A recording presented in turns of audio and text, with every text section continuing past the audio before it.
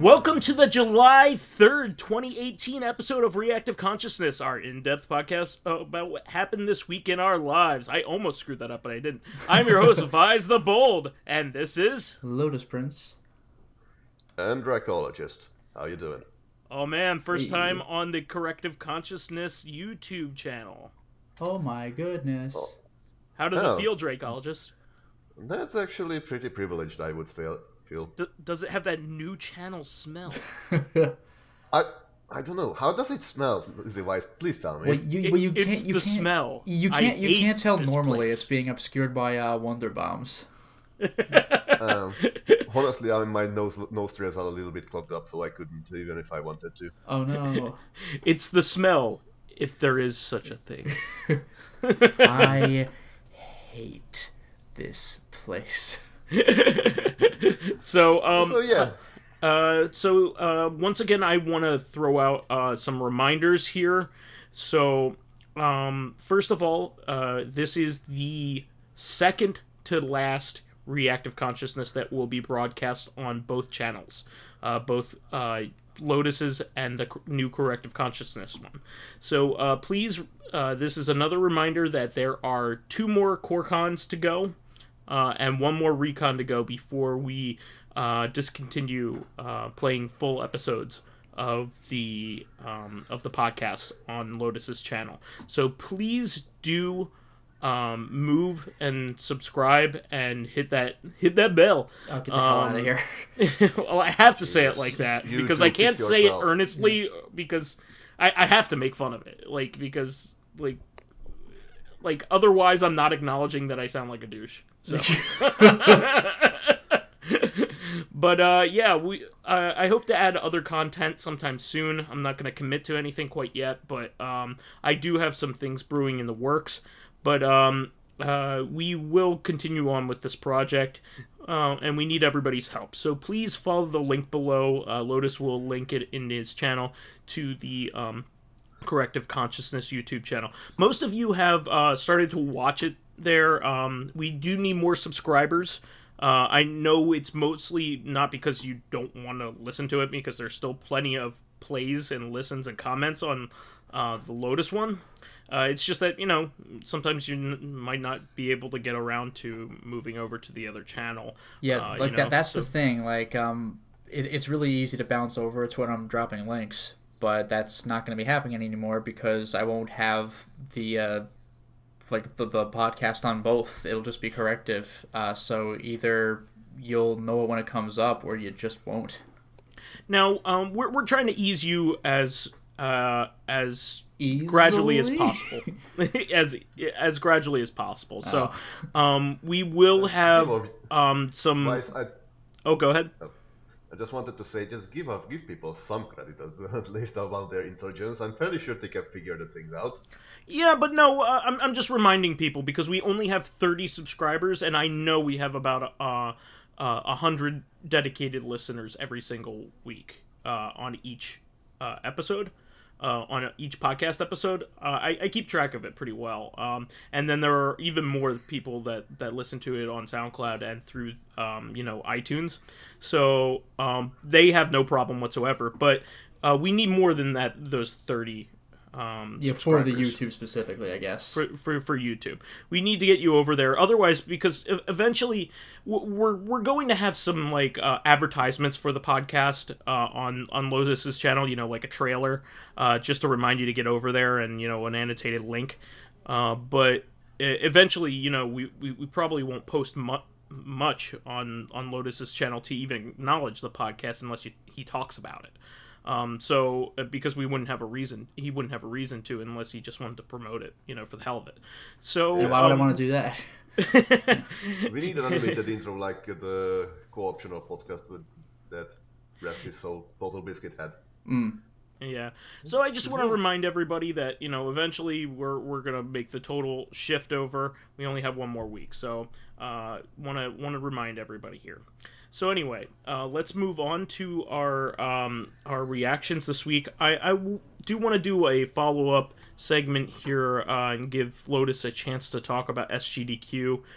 Because I love hearing about this. I love it distilled, but I don't have the time and I just don't have the time to watch the whole thing. Yeah, I mean, so what's GDQ been interesting? is always a good time, and obviously I haven't yet watched everything because it's literally a week's worth of speedruns with some downtime between playthroughs. Like I'm not just gonna sit there and watch everything for a week and not freaking eat or sleep or whatever. So I haven't seen everything, but as usual, the stuff is entertaining. The commentary is entertaining. People reading off the donors are entertaining. And they made a killing this year. They actually, during the very last speed run, which was Final Fantasy VI, they broke the $2 million mark for Doctors Without Borders. It was pretty spectacular. Oh, I know of one donation that I wanted to talk about. Really? And this is because it's in my wheelhouse. Mm-hmm. It made the rounds in the stuff that I pay attention to. So a lot of you guys will know that I'm into like the ROM cart scene and like the retro gaming modding scene and all that stuff on getting the best picture and sound out of your system and all that stuff. And so there has been this guy named Red Guy. Lotus knows a bit about this, that had been working out the Super FX functionality, FX chip functionality for the SD to SNES. So what ended up happening was this guy just came out of nowhere and basically programmed the ability for it in only a couple of weeks, and it had been worked on for years. Yeah, not only that though, but I don't know what it was, but didn't he post an update to something like just a couple days ago?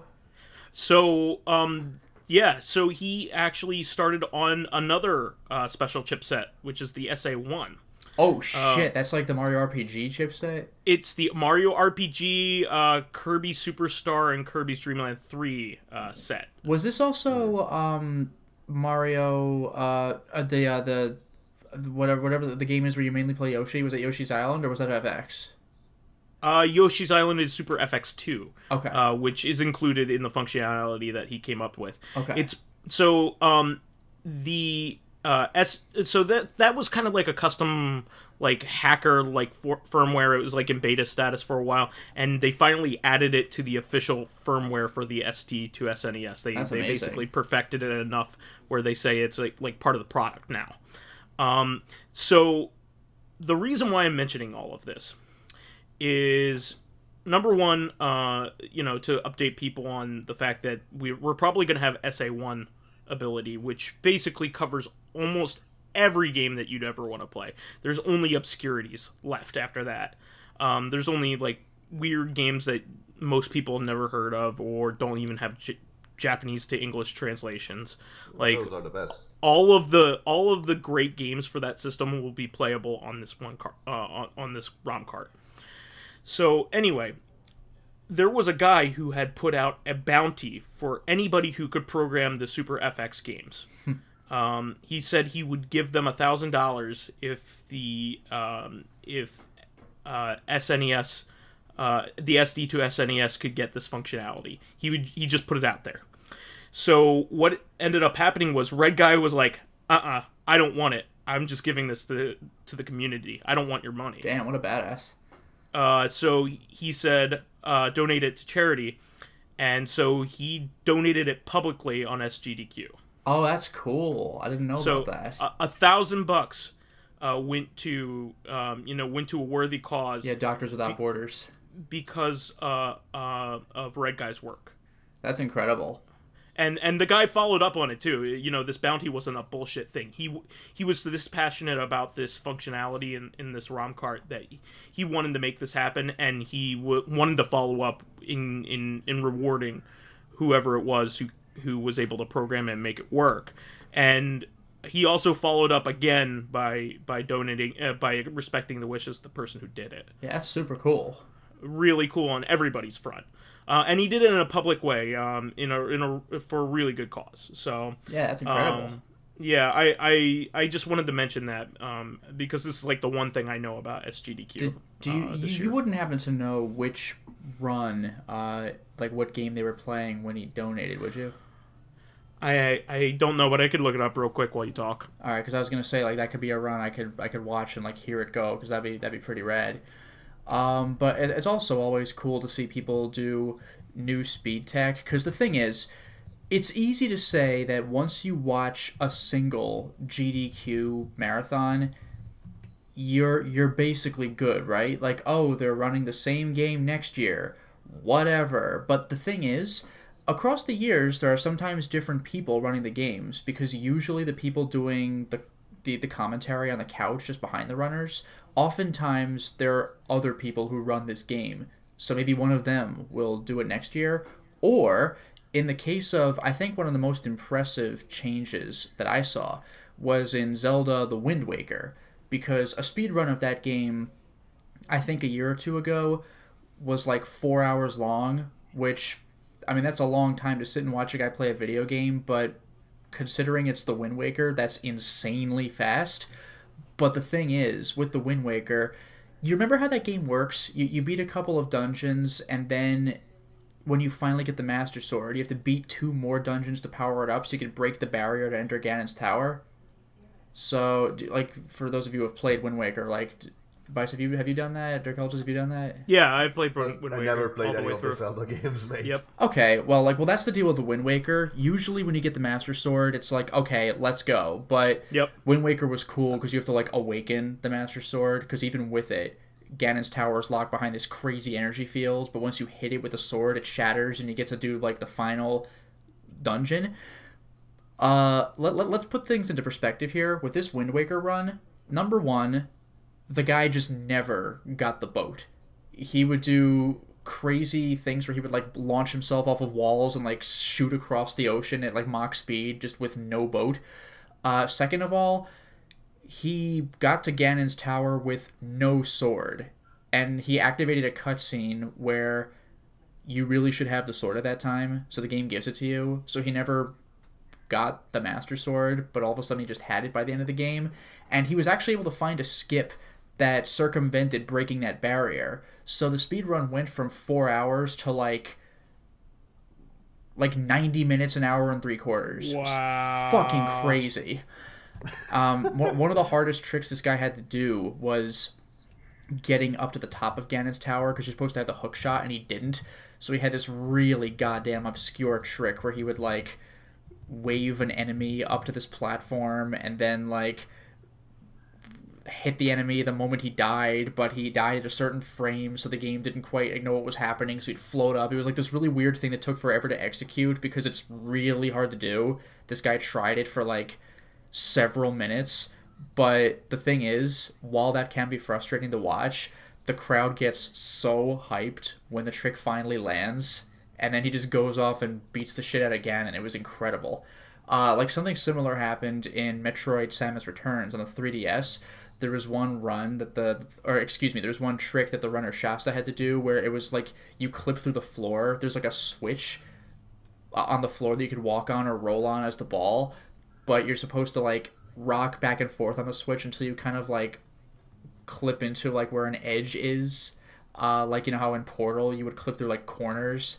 Oh, so yeah, that's crazy shit. But, yeah, that runner took, like, he was using somebody else's 3DS, and I guess it's like a computer. Like, everyone feels a little bit different, so he wasn't quite used to the stick or something. It took him a good 10 or 15 minutes, so we're just literally watching him slowly rock back and forth at this tiny area for that extended period of time, but the crowd flipped when it landed. It was the most, like, satisfying thing. It's like actually really cool to see something like that happen. And I had mentioned Final Fantasy VI. This was a 100% run, like all summons, all characters, and glitchless. Because if you do glitches, you can do some stupid bullshit with those games, but a 100% glitchless run that was like a little bit under 7 hours. Again, a long time to sit and watch a dude play, but for Final Fantasy VI, 7 hours? That's insane. So that was what they closed the entire GDQ with, and they always pick some big showstopper to end the entire marathon with. This time it was FF6. And while I have not yet watched it yet, there was a Mario Odyssey run. I really want to see that one, because I'm sure the movement of that is even more insane than Mario Sunshine's. Because Mario Odyssey's movement, you can pull some shenanigans with Mario Odyssey's movement. I'm fairly sure that is also very much fun to you, because it's just so... How to say this? Like, it's... Seeing that fluidity of movement and nonsense probably is very much fun to see. Like, it's probably hilarious. Yeah, like watching people execute technical movement like Mario 64, Super Mario Sunshine, all the wall kicks and the flips and getting to things you should take a while to get to. It's really satisfying to watch it done right. Or like Banjo-Kazooie or something. Like, because sometimes they don't even use glitches. It's just really skilled technical play. And that's kind of my favorite kind of thing to watch. It's one thing to walk out of bounds and jump over half the level, which is goddamn hard to do. But you're like barely looking at the game at that point. But like Mario Sunshine, it's just really well executed. That's it. I don't know if there's any craziness for Odyssey or if it's super execution. I hope it's super execution, because again, you can pull some ridiculous stunts in that game. I've seen some of it on like YouTube clips. You can do stuff that you like wouldn't expect to be able to do when you first turn the game on. Honestly, I would like like to see 2 games speed run. Mm-hmm. One is Darkest of Dungeons, because that game bleeds you out very badly if you try to rush it. Mm-hmm. And the other would be Helios, the DOS game. Yeah, I don't believe either of those have been GDQ run. I would... the Darkest of Dungeons is just a joke. I wouldn't recommend that to you. Like, that game leaks like... Like, unless you know that game inside out, even then the random number generator can screw you over badly with, like, if you're not paying attention, and even then. Yeah, I mean, there are cases like that. Like, they actually ran Enter the Gungeon for, I think, the first time, but the runner ended up... But wait. Yeah? Enter the Gungeon is a twin-stick shooter. Yes. Darkest of Dungeons is a dungeon crawler, turn-based combat game. No, fair enough, but either way, both have heavy RNG. Like, I don't mean literally rolls of the dice with, like, Dungeons and Dragons style, but, like, still stuff that can come up. Like, Darkest of Dungeons is like an JRPG in some sets. Okay. You have to see it for yourself to understand, but yeah, it's turn-based combat of whacking each other with sticks, hoping for that the item you have is not going to damage you, etc., etc. Mm-hmm. It's a very, very much antagonizing game. It's very difficult. Yeah, well, the reason I brought up Enter the Gungeon is that the speedrunner actually died, and it's just like, well, this stuff happens sometimes. Sorry, like he was still a really skilled player, but sometimes the odds are just against you. Enter the Gungeon is like Binding of Isaac, really. Yes. And it's basically meant to be that you get shot down very early. Mm-hmm. The reason I bring up Helios, because that game is something that I'm fairly sure, like, it's both the cyanide for speedrunner and both gold, because if you basically memorize everything in that game, you probably could pull off some amazing speedruns with that. Oh yeah, and those are the kinds of runs I love seeing, where it's like, I know the game so well, watch this, and like insane stuff happens. Those are a delight to watch. It's great. Like, I love stuff like that. Yeah. I don't know if you can if you can contact these lads anyway, but I would like to send them, like, if you can kick up an old DOS box, you can pretty much run this game on everything. It's a bucket game, and if you finish the game, you can maybe you experience the out of extraterrestrial ending that is being promised. Nice. Because the history behind this Helios is that apparently the developer was under extraterrestrial influence when he wrote the game. Nice. So I wasn't able to find the specific run in which Picante is the guy's name who put out these bounties. He actually put out a bunch of bounties. He said for the Super FX chip, the SA1, he has another $1,000 bounty out for that. the Action Replay Game Genie code support, and a couple other special chipsets. Now, he put out bounties for these in varying levels because of, I guess, his interest level. Yeah. But he's followed up on both of these, I believe. Let me see here. He tweeted recently that... let me see here. The Super FX support is officially released. Bounties from BK and I are fulfilled as SGDQ donations as requested from Red Guy. There are still other opportunities to claim bounties for other capabilities, but I'm just amazed that one has already been claimed. Yeah, that's nuts. Yeah, so really, really cool stuff. So, like, he wasn't bullshitting about these things. He wants them done. Yeah, so, and, like, yeah, and good for him for following through on it, too. Good luck and Godspeed. What was that? Good luck and Godspeed, I guess. Yeah. Yeah, I think the SA1 is going to happen. He already has test footage. That would be freaking nuts. He's making progress. Because, like, yeah, the SA1, again, I already said it, but Super Mario RPG, like, what a brilliant game. And the thing is, with the FX, with the lack of FX support, it's like, oh, man, I gotta buy Star Fox separately. But, like, Star Fox is cheap. You know, like, you always could go and get it. But Super Mario RPG is really not. Like, it's one of the more expensive... Like, not stupidly expensive, like Blockbuster exclusive, but, like, it's kind of up there for a Super Nintendo game. It's, like, moderately expensive. It can range, like, you know, $70, $80, $90. It's pretty obnoxious to, like, to have to go hunt that one down if you're the kind of person who uses a ROM card. So and same thing with Yoshi's Island. I mean, Yoshi's Island is like a top 5 game for the system, I would say. And, you know, without that capability before that, like Star Fox, okay. You know, Star Fox is a great technical showcase and it's fun, but it's not an essential game, I would say.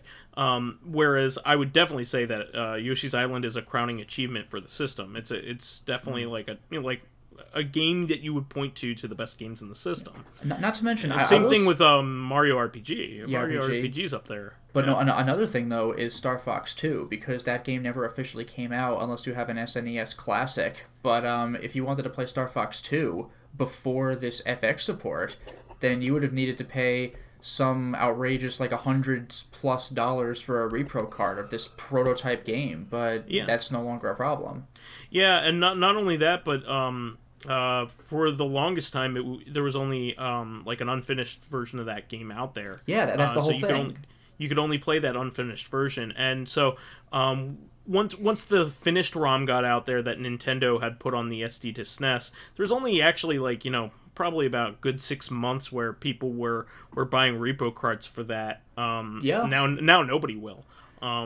Yeah, I mean, because once the Super Nintendo Classic came out, people were quickly able to dump that file and put it online within like a week or so. They were like, "Here's the file if you want to emulate it," but now you can play it on a legit SNES if you so desired. Yeah, really cool time. I'm looking forward to watching some crazy runs. I really like Super Mario World stuff. They actually speedran Star Fox 2 last year, or maybe it was at maybe it was at AGDQ, so this year. Yeah, Dracologist, what's up? I just wanted to ask that, do speedrunners do blind runs? Well, for stuff like Enter the Gungeon or whatever, they would have to, because that, I mean, even if they know what they're doing, you don't know exactly what's coming up. But I will say, every once in a while, and including this SGDQ, they did some blind Super Mario Maker runs, because those are actually some of the most fun runs to watch, because some other people made these really difficult levels, and that is not exactly mine. I mean, a game like I would like to see someone speedrun just for nostalgia's sake, Biomenace. Biomenace. What a game to bring up. But a game they just don't know about. You mean? Pretty much. I've only seen, maybe this happened more often, but I think I can only recall one time where someone went in totally blind. And they're not going to make this super long game because that'd be unfair. Excuse me. I can kind of think of 2 instances where this happened blind. One was that Goofy game, like that Enviro Bear, you know, where you control the bear's hand on the steering wheel and you drive Yes, really goofy. I know that. So yeah, it's just like grab some fish, go in the cave. So a guy did that for like a minute, then switched over to another player. So that was kind of silly.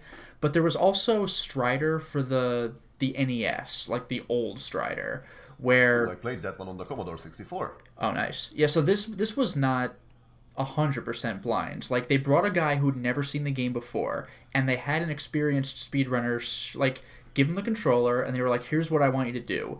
You're supposed to go here, you're supposed to press these buttons to do this clip, these are your speedrunning tech, and after he walked him through the game over, like, a half hour, he was like, okay, now I'm going to keep my mouth shut, speedrun the game from what you can remember. And the guy was able to pull it off in, like, 14, 15 minutes, which for a first time is pretty damn solid. Or maybe it was longer than that, but like the point is it was kind of blind and he was able to pull it off, so it was pretty cool. And the point of that exercise was to show that, like, you too, kids at home, you could also speedrun if you put your mind to it, like that kind of thing. It was pretty cool. So I just wanted to say that for example, Biomenaces is a very simple game. It's a like enter to exit game. I think it was hard. Everything else. I actually beat it in normal difficulty, I think. I think I only beat like episode 1. Well, that's the demo. That's the shareware. That's what everyone has. Yup. Somewhere I had the full version.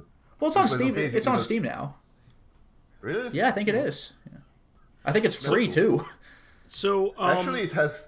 Okay. This reminds me that Biomenace actually has fidget codes, like like hold down, go left, right, and yeah. Duke Nukem had that too. Yeah.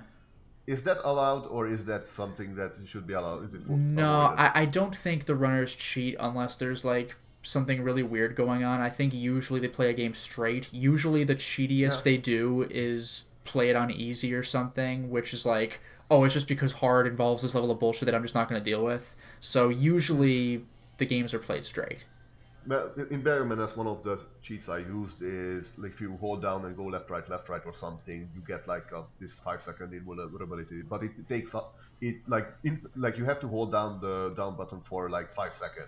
Yeah, from what I'm aware, they don't use cheats because otherwise it kind of defeats the purpose of just straight beating the game. Like usually if there's a problem, like I've seen a Doom runner, like they'll save and if they die they'll reload, but I haven't seen straight up cheating. I don't think. It's not really a cheat because it doesn't give you God mode for infinity. Like 5 seconds of health is good for getting. Yeah, but they still don't. They play the game straight. Fair enough. Yeah. So I did want to ask you about the Enter the Gungeon run. Yeah. Now, how did they do that? How just try to get to like I think it was try to get to the basic end. Okay, because I was gonna say you can't get your like true endings all the time because like you like yeah I think it was make it to an end like okay because a lot of runs there are categories for runs, so there might be 100%. A lot of runs are called any %, which is just like make it to the credits. Like that's all it takes. Okay. So like you can beat like Ocarina of Time in like 10 minutes if you're doing any %, but if you're doing like actually beat all dungeons, then that's a different thing. So Enter the Gungeon, without ruining anything, has 2 alternate extra levels that you can make it to. Mm-hmm. That's number 1. So that can extend the actually there are 3. There are 3 secret levels. So that can add that can basically be 8 levels in a game rather than 6. So I would assume that they would be going with the 5 level. Probably, but unfortunately the runner died anyway because sometimes you just get shit luck for weapons. Yeah, I mean that's like Binding of Isaac. I was just gonna say, like Binding of Isaac, like it gets to a point where like a third of my gameplay is like resetting in the first dungeon because I don't like the item I got. It's just like, oh, you can't do that in a run, but like in a speed run, like at GDQ, so it's just like take what you get. Sometimes it's just too bad. The runner was really good sport though. Yeah. I was gonna say like there's multiple, and there's no way you could get like a true end like spontaneously like on your first run. Yeah, no, they're not going for that. It would be like, Platinum Binding of Isaac. Like, fuck off. Like, we're not doing that. Yeah. Like, Binding of Isaac has like 13 endings or something ridiculous. No, and the problem is that it has massive the RNG connected to it. Like, that would be unfair. Yeah, well, that's the whole thing. Yeah, it's just like, suck up whatever you get. It just happens. Actually, what was fascinating, though, was that this was several years back, but somebody did Crypt of the Necrodancer, and I think it was like Coda mode, where that's like the hardest mode, where you have to like move to the rhythm, I think without stopping. You have to do it like constantly, and I'm not even sure that mode was like designed to be beaten. It was kind of like Five Nights at Freddy's, like the super hardest mode, like which has been beaten, but it was kind of a joke mode. And the runner actually beat that Crypt of the Necrodancer thing, and like people flipped. Like, that probably shouldn't have happened. It was incredible. I think he was just doing it to see what would happen, but he actually made it to the end. It was unreal. Wow. Yeah. Well, that's really cool. Do you have any other major things that you wanted to talk about? Concerning the speedruns, not really off the top of my head. I guess it's just it's always fun seeing games I haven't heard of. Seeing really cool movement techniques for, like, this is a new game, so you get to see it now, like A Hat in Time. That was the do you know about A Hat in Time? Yeah, I actually heard that game's great. Yeah, that was like an homage to Spyro or Banjo-Kazooie, and it's like I haven't played it, but it's apparently quite good. So it was cool to see like A Hat in Time there. They had a couple Sonic games as well. Ironically, I'm not as into watching Sonic speedruns because they involve zipping, where you like clip through a wall or a floor and just like shoot across like the whole level. So it's super fast, but like you're not really playing like Oil Ocean Zone at that point. But when they're actually just straight up moving fast, it's freaking sweet, man. And I actually, even though there is clipping involved sometimes, I do enjoy watching Sonic Adventure runs, because some of the what they call movement tech you have to do is just like, God only knows how you figure this out, and God only knows how you actually manage to execute some of this weird stuff, like falling in a white void, but you see them moving slightly left and right because they're like, oh, I know there's a death plane here based on how much time I've been falling, so it looks like guesswork to me, but they actually know what they're doing. It's kind of cool. That's awesome. Yeah. Well, you have to see that. You have to be some sort of prophet, or just you have to know the game like by heart. So the thing with these games is that there's usually, for a lot of games, a speedrunning community where different people find different skips or different exploits and shout it out to the community, and then one runner, like various runners, will practice at it. One will probably get better than others and do like a proper exhibition or whatever, but like everyone else has also gotten really good at it. So it's really cool to see like these things realized. And there are lots of moments in speedruns where a speedrunner will say, oh, this one technique is really hard, I'm going to try it just once and see if I get it. If I don't, I'll lose 5 to 10 seconds and we'll move on. So it's always cool to see them get it when stuff like that happens, like really outrageous, like, I will try this 3 times because failing 3 times is still faster than doing it the real way, or stuff like that. It's just kind of entertaining to see success at attempts of that nature.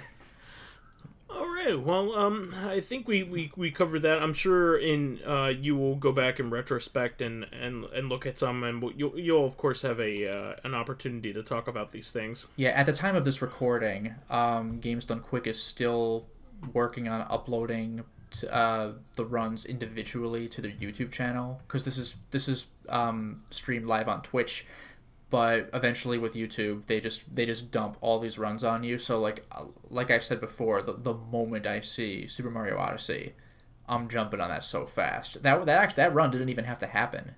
They have lots of incentives at GDQs. If you donate collectively, $10,000, then we'll try fighting the secret boss or stuff like that. Mario Odyssey was something fucking crazy. It was like, I think it was either $15,000 or like $150,000 for the run to exist, and the run existed. So not only did a lot of people donate a lot of money, but like specifically for that purpose. That game is very technical, just like all 3D Mario games are. So I'm oh sure. Yeah, I've seen like video game. It's a lot of fun to watch. Yeah, I've seen Video Game Donkey try doing these long distance jumps, and it's like, how the hell? So I look forward to seeing a whole game of that. Absolutely. Well, I'd like to move on and talk about some recent releases here that I found interesting. I'm sorry. As I said, go ahead. Oh, okay. I'm glad I have your permission. Perfect. So, get on with it. Get on with it. I did want to say that a lot of the new releases that I'm going to talk about on a weekly basis are I'm going to filter them. I'm going to talk about games that appeal to me and my interests and what I think our audience would like. But I do want to let you know that I'm not going to go over every single game released on every platform. It's just not going to happen. Yeah. Otherwise, we kind of just turn into like a laundry list eventually. Yeah, exactly. But Reactive E. What was that? Reactive E. Yeah. Like, you know that E3 had it ER. Yeah. But I did want to talk about a couple games that I bought I thought were interesting, and also a couple games that came out. So, these might have been over the past 2 weeks or so, but I thought this was cool. So, Zero Div has been releasing Sikio games on the Switch. So, one of my favorite games that Sikio has ever released, Gumbird 2, was just released this week, and promptly taken off of the store. You could have made things more ambiguous by saying they released Yoku's Island Express and they released Gunbird 2. Yeah. Oh God. Gunbird sounds familiar, but I don't know where to put it. Yeah, I've heard the name, but I don't really know what it is. So, Gunbird 2 was obviously an arcade game originally, and then it received a port to the Dreamcast. Okay. It's probably most well known for the port to the Dreamcast, where Capcom published it. Now, that port is probably technically better in that it has...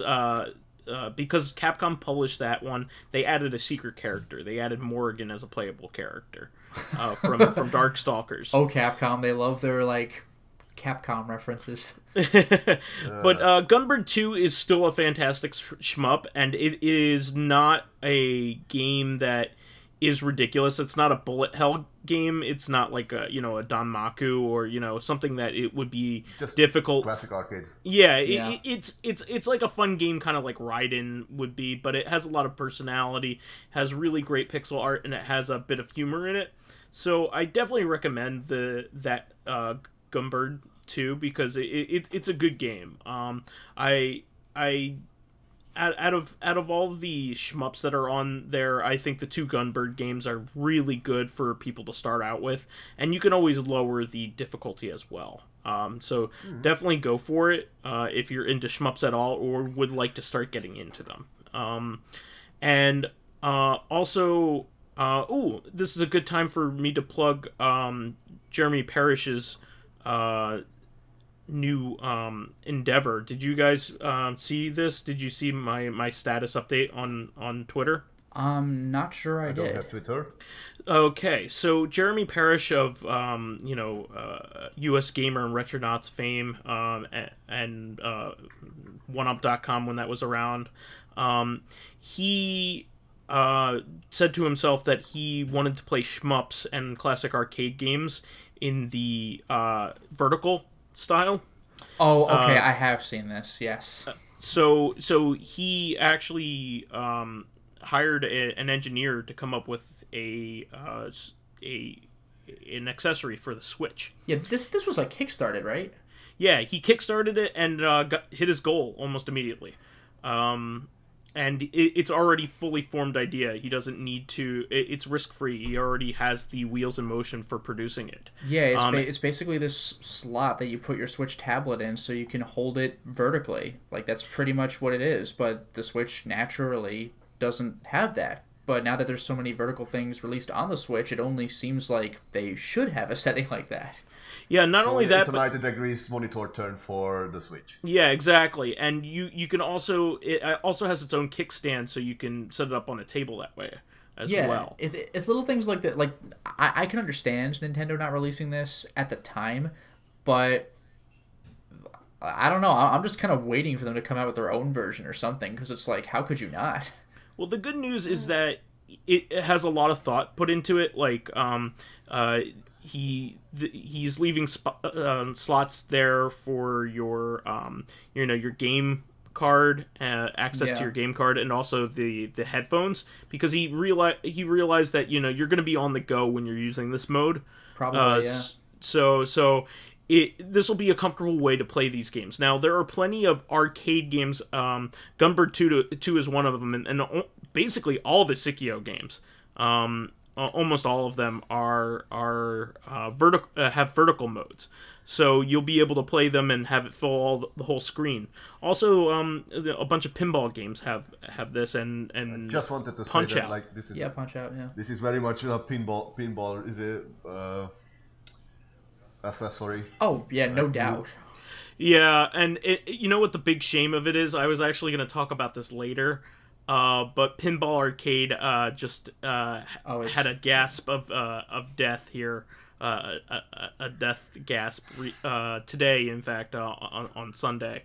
I don't know if you guys remember this, but I had mentioned it a few weeks back. Yeah, this was Stein's, right? What was that? Like the Stein collection, or do I have the name right? The pinball collection on the Switch? Oh, you meant Stern, but Stern. Excuse me. Yeah. Different Jewish name. Like Steinway piano. But no, German, but okay. Stern is actually who's going to be sticking with them. Yeah, actually, yeah, Dracologist makes a good point. Like Stein would be like more German. Well, anyway. Frankenstein. But anyway, what I was going to say is Stern is actually who's sticking with Pinball Arcade. The games that they're losing are the Bally Midway games. Okay. Which are far more important to pinball history and when we were growing up. They are also keeping the Gottlieb ones, which are really good for the old titles, but the really cool, like Addams Family, Twilight Zone, all of the really popular pinball games from when we were growing up. Some of the best ones ever made. Medieval Madness is another. Star Trek. All of those are gone from the store now. You can't buy them anymore. Were they on physical releases? Some of them. If I may interject, my first virtual pinball games were like Silver Ball, Balls of Steel, yeah, Extreme Pinball. Yeah, that blew my mind, by the way, when I learned that Balls of Steel was like actually for real. Balls of Steel. Balls of Steel. But so basically, you have to go for the old Williams collections on 360 and PS3 and PS2. If you want to play those games with the old framework. Pinball Arcade has been releasing seasons and has been like a free download that comes with like one pinball table for a very long for as long as the PS4 and Xbox One has been around. So and on the PC. So and the Switch. So none of those games have physical. None of those tables have physical releases anywhere for the current generation. So it's a big shame. I get the feeling that this is going to be something that pirates are gonna like save unofficially.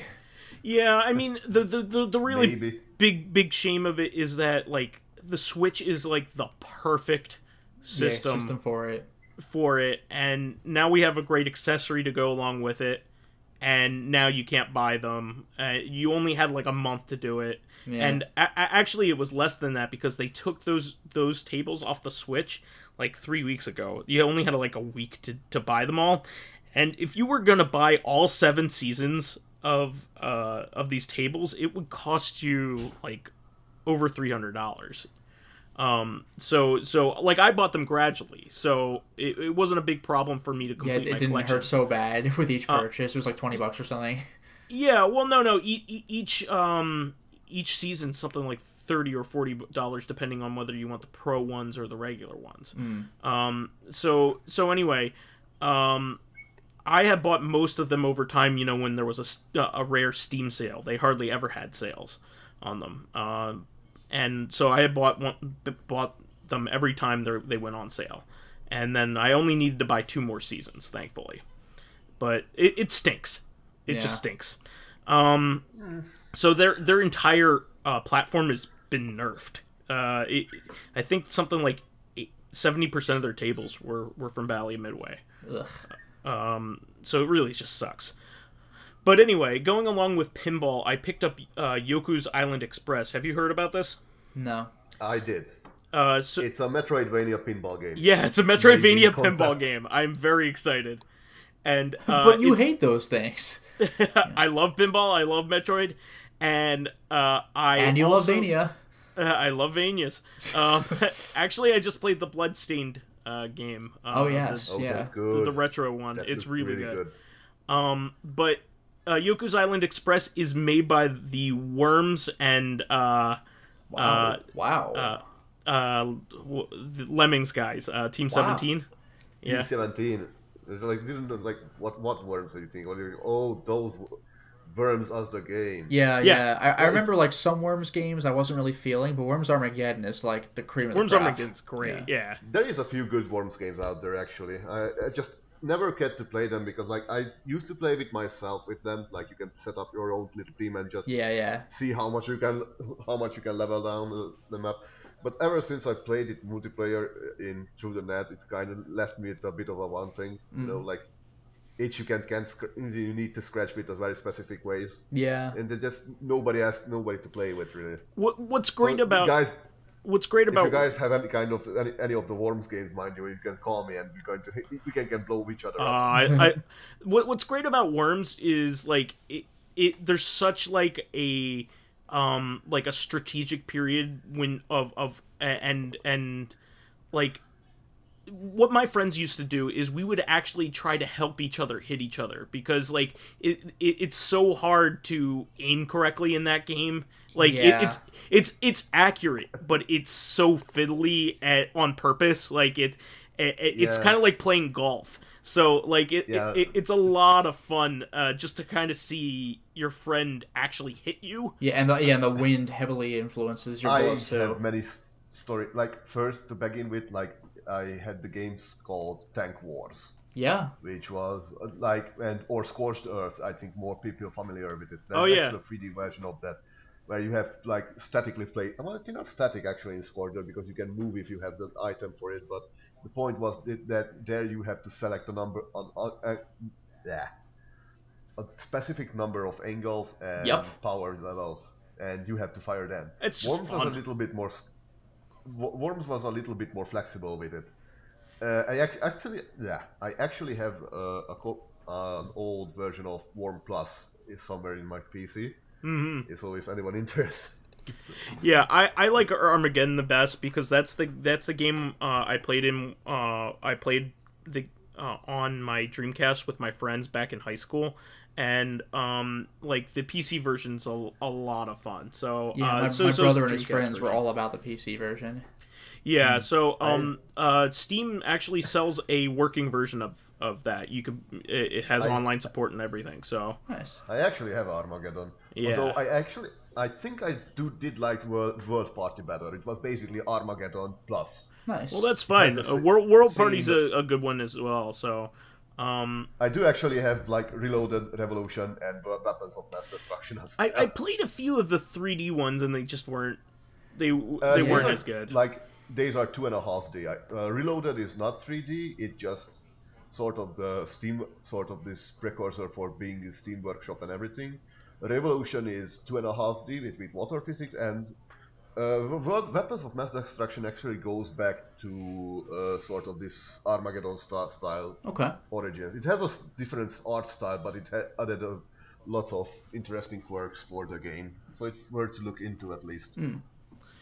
And but I do want to get back to Yoku's Island Express. I can't wait to play this game on the Switch. It's for I think pretty much everything you could think of. I think they released it on, but it just seems like the perfect Switch kind of game. You know what I mean? It's arcadey and a Metroidvania, so I can't wait for that. Also, a recent release. I was very excited to see this pop up on like every system as well. It seems like you know, a lot of the old great Q games have been being released. Luminous Remastered got put on every system. Yeah, that was originally including PSP, the Switch. right? It was a PSP launch game.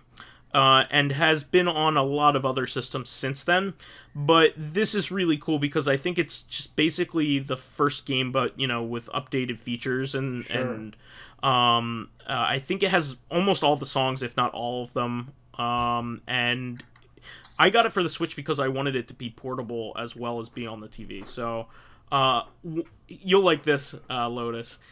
So you know Mizuguchi, the guy who's made these games, and Rez. Yeah. He's really into vibration as part of a feedback for his games. Yeah. You can sync up to 8 Joy-Cons to this. This guy. And put them all around your body, yes. And while you're playing the game, make a Joy-Con suit. Feedback. Yeah, exactly. No, it's mine. So you on the PS4 version, you could do 4 controllers. On Xbox One, you can do 8, and on PC, he's just like, try to do as many as you can. Nice. But I picked up the Switch version because this is a very great like on the go type game. So and I encourage everybody to pick up the Switch version because it's going to be the #1 version for me. A lot of games nowadays are unless they're like an intensive game, like, you know, like something like a AAA game like Doom 2016, I'm going to pick it up on the Switch unless like there is a massive drop in frame rate. Like for the new Ys game, I'm probably the newest Ys game, I was kind of waiting on the new translation and all that stuff. But for like Lacrimosa of Dana or Dana or whatever, it actually seems like the best version of that is going to be the PS4 version because it's the most stable. Their PC version ended up stinking, and the Switch version, even if you have it plugged into the TV, is only 30 frames per second. So it's half the frames of all the other versions. So for my money, I'm just gonna go for the PS4 version. Anyway, moving on. Another great, fantastic Neo Geo release on the Switch, Money Puzzle Exchanger. Have you guys ever heard of this? Nope. Nope. So it's a game that's similar to Magical Drop. It's a cult favorite, and it's a competitive puzzle game. Just a lot of fun. So it's like Puyo Puyo, right? Kind of, yeah. It's a game where you grab things from the top and then place them. It's similar to Magical Drop if you ever played that. Like you grab something from the top of the screen and then put it match it to whatever goes. Oh, I think I know the top version of. I think it was called Astropop, where you can pull. Astropop, like yeah, it's similar to that. Oh, okay. But it was one of the games that I never expected to get a port, and it did. So that's awesome. And they also put the original beat 'em up Renegade on Switch. Huh. So by the makers of the very first Kunio-kun game. At that. So it's pretty cool that they put that on there. It's a really difficult game though. And the only other things that I wanted to mention was that Ikaruga has made the rounds and was put on PS4 and Switch now. So I'm excited about those, especially that game's gotten ported a bunch. It was like Dreamcast but Japanese only, and then America got it on GameCube. Yeah. So if you want to go for Arcade Perfect, the Dreamcast version is really pretty much it, because it was made for Naomi hardware. Oh, okay. But the GameCube one is very similar. So it's more accessible. But the 360 version apparently has some inconsistencies, so I wouldn't go with that. And at the same time, it's backwards compatible with the Xbox One, so I would stay away from that one. But the Steam, PS4, or Switch version appeared to be very good. Okay. So you wouldn't have any problem with any of those. By the way, I should mention one thing, just regarding a previous topic.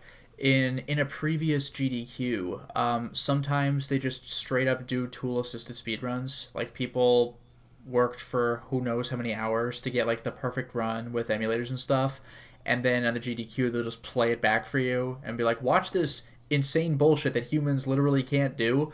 And one time they did Ikaruga, like, a maximum possible amount of points run, and it was pretty spectacular to watch. So much color shifting and absorbing stuff. What's really cool is I think a lot of the ports have what's called dual mode, where you can one person can play both ships. Yeah, I forgot if they did that or not, but either way, it's a outrageous run.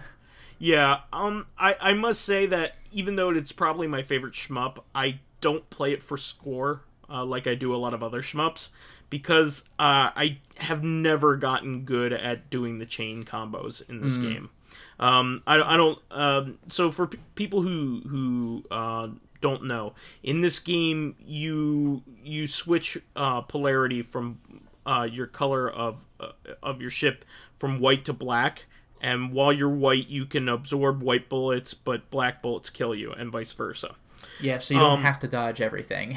Correct. Just change colors. But to get the maximum amount of points, you need to kill enemies of the same color in groups of 3.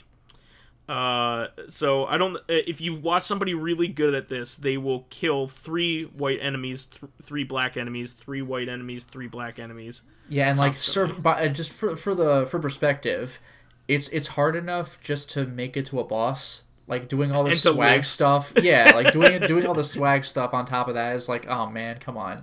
Yeah, but your brain cannot process that fast. When this game is played well, it is a work of art. It's a work of art to begin with. Yeah. But it's again, look at that task run on GDQ. Just Ikaruga TAS, tool assisted speedrun. It's like, whoa. It's a beautiful game to watch. It's just so artistic. Wise, do you know Outland? Oh yeah, Outlands is great. That's a Metroidvania with Ikaruga flavor. Ikaruga mechanics. Just wanted to bring up, like, all right. That's a beautiful game. Yeah, that was made by Ubisoft. It is very good. I enjoyed that game. I never beat it though, so that's on my list. It has one crazy level though, like the back when you are riding the back of the monster. Oh, I didn't get to that part. Oh, get to there. It's absolutely breathtaking at that point. Gotcha. And real quick, I just wanted to mention the Steam Summer Sale is going on, so this is another recent event. I just wanted to mention some cool things that I picked up that I think will be relevant to Lotus at least.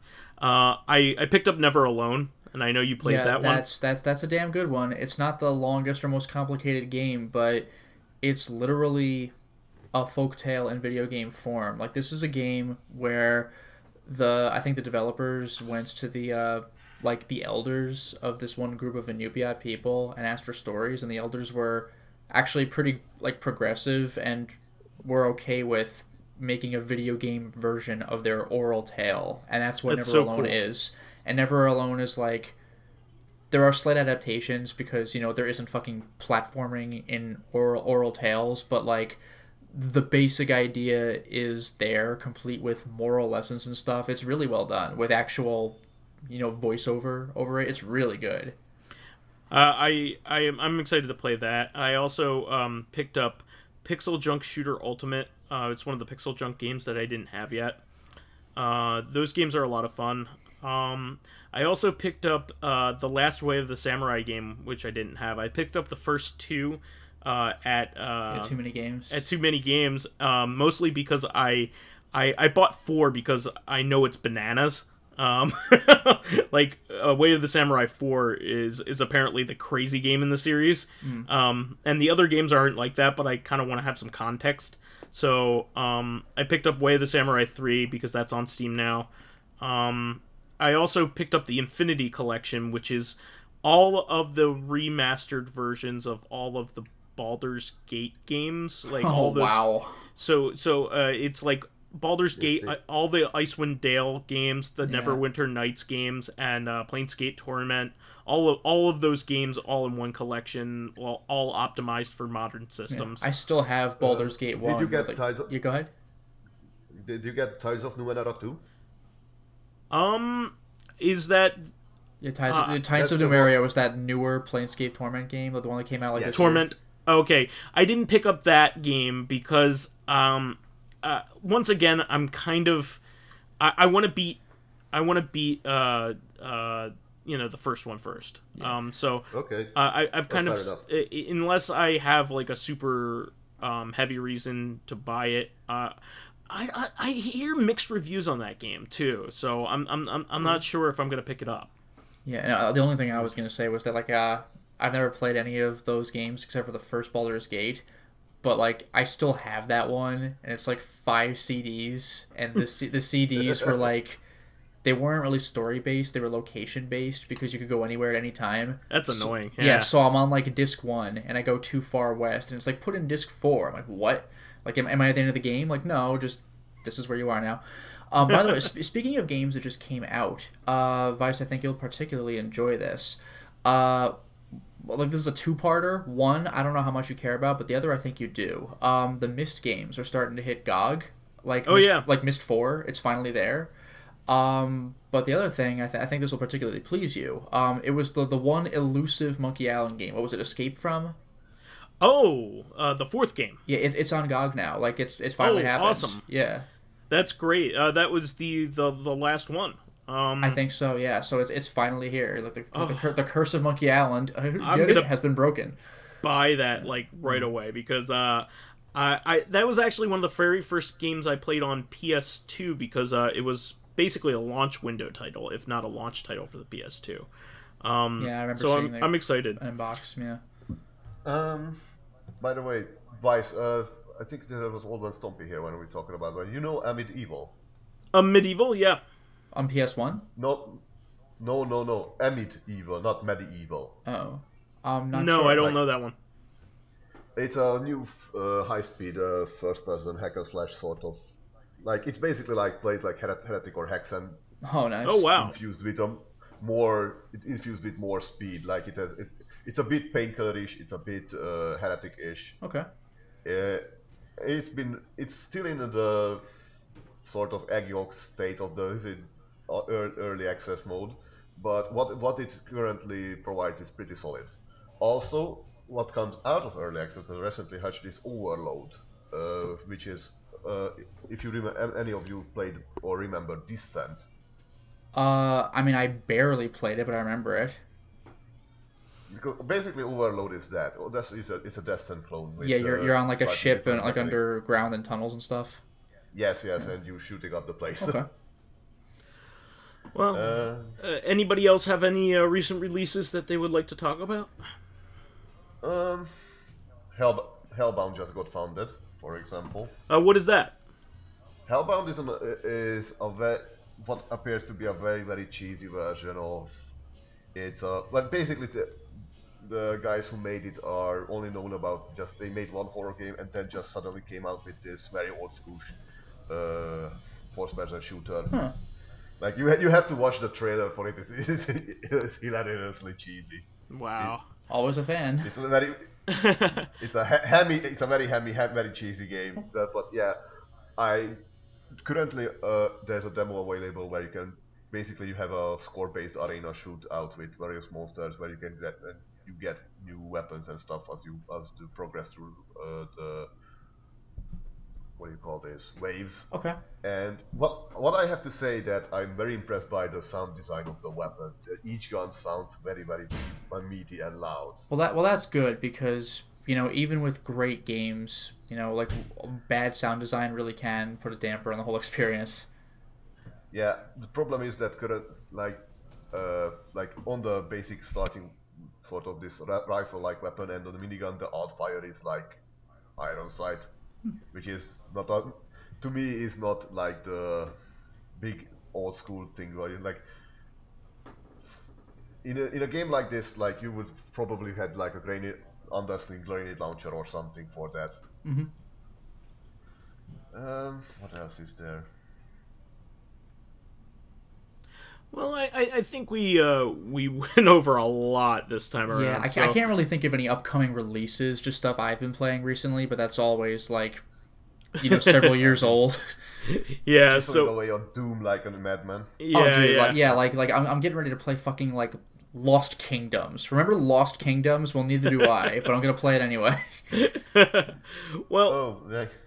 I think one of the things I wanted to say that I'm a little bit disappointed in Agony. I didn't buy the game. I've heard it was like, oh, right, yeah.